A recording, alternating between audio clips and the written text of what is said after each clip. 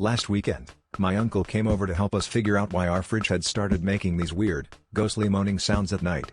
At first, we thought maybe it was just the new brand of vegan cheese my sister insisted on buying, but it kept getting louder and weirder.